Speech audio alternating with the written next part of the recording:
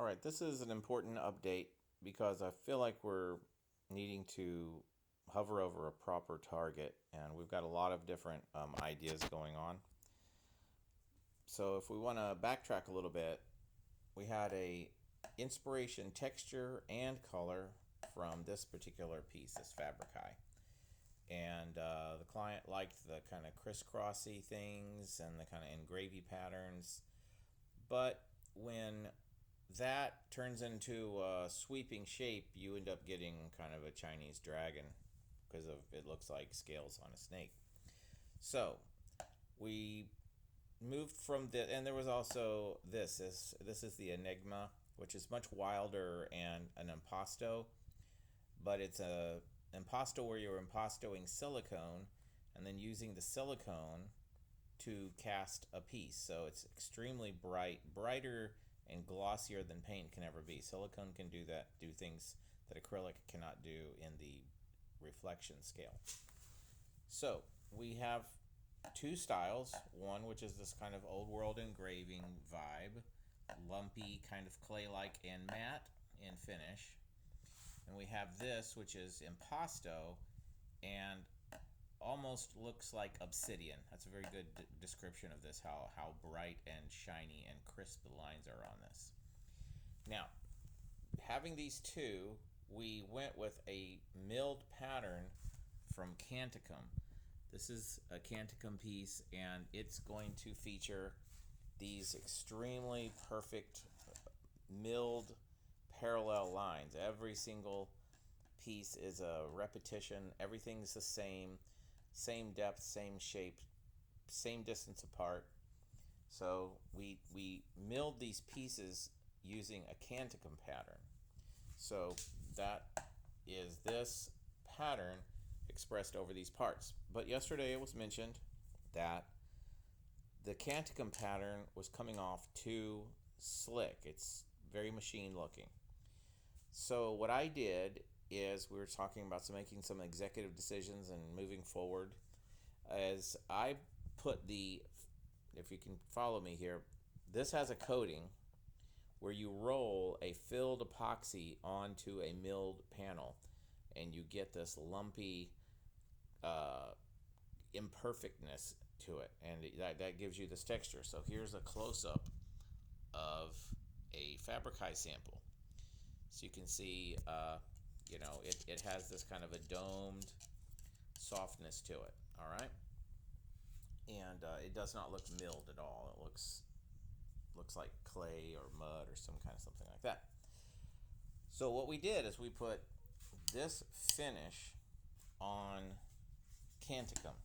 Okay, so now all of these sculpture parts, if we can get real close, don't look milled. They have this kind of a micro version of Fabrikai, just like this is kind of, lumpy and irregular.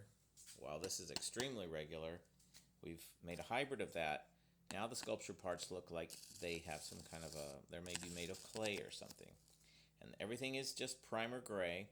I did spray a little quick champagne on this. Didn't try real hard. But all of the parts do not look machined anymore. They look, maybe carved down of leathered clay or something like that. Also one thing is while you're pouring it, you see how this is filling these cracks occasionally. There will be some drips and imperfections inside of the channels. So even the channels are somewhat less perfect. So while this has these perfect little, separations and channels, now the channels over here have little imperfections in them. So what we need to cover today is color and treatment. We can make these glossier. We can leave them matte. We can go in between. We can leaf the tops, so you have this kind of old world leafing, which some little cracking and breaking. That would be pretty. We can even demonstrate that. But we need to talk about color as far as what you can do in a parallel pattern. Let's call this a parallel pattern. I've got some samples from Moir series, which they're irregular and they're not quite Canticum, but they're similar. So let's get rid of this guy here and look at these moire samples. Across the top, these are just two color treatments, okay? So imagine this is just gold and opalescent, opalescent and gold, champagne, and or this is nickel and taupe, champagne or nickel and silver, antique gold and champagne, gold and silver opal. Not that we're using any of these across the top as our palette, but we're just observing that this is just two colors. So you would have a top color, that's the surface, and then a interior groove color going in here. Now right now the discussion is that this interior, I assume, would be some kind of a gray blue. And that gray blue can change and intensify, but basically we're going to have to be putting a base color in here of gray blue and a top color of some kind of a metallic if we want to take this Fabric-Eye as a color inspiration and transfer it over to this. The question would be, is what we're looking at here is what we would describe as two color. Gold is champagnes and gray blue.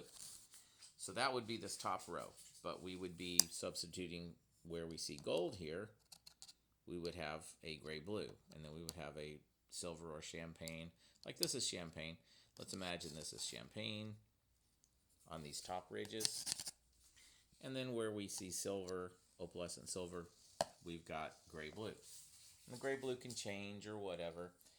But you might think, well, then that's just everything's the same. So now it's just got all these champagne and gray blue things. Maybe we leave the tops, but it's very monolithic in color.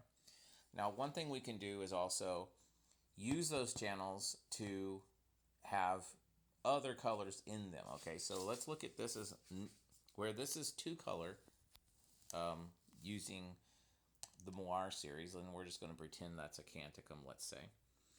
This is where we start using these channels independently. Now you can see how this is the same mold, but we've got champagne, silver, gold inside. This one's got, oh man, a lot going on. We got opalescent white, silver, gold, taupe, gold, all kinds of things.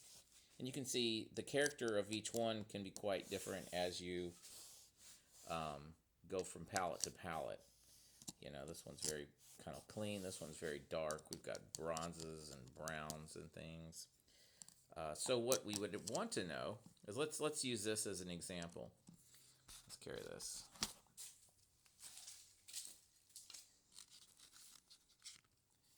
Yeah, let's curve it that way, I guess. Do we want to imagine that yes, there is like gray blue, gray blue, gray blue, gray blue, gray blue, but occasionally there's like, oh, something totally different, like a champagne.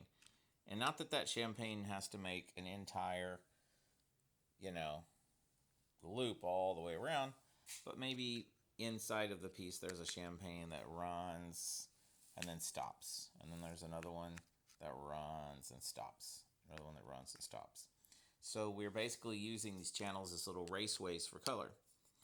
So are we attracted to the idea that we want this to mostly just be a two-color piece? This project is a gray, blue, and champagne piece. We can, you know, do all kinds of effects to the champagnes on tops, but we don't want to do a lot of color effects.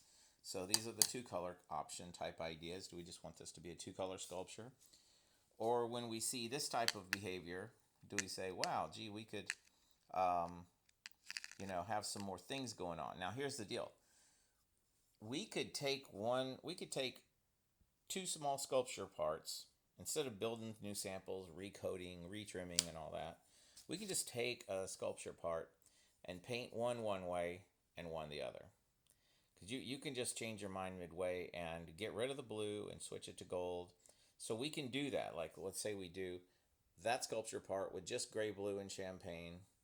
And then we come over here and we do this sculpture part here with multicolored. And we'll just say which one works and go with that. But we really have to figure out with the color, because I'm doing a lot of color encoding right now. There's a lot of drying times. Every time I fill these channels with color, we've got about a day to dry. So we want to start putting color in them and get that straight. So let's discuss that.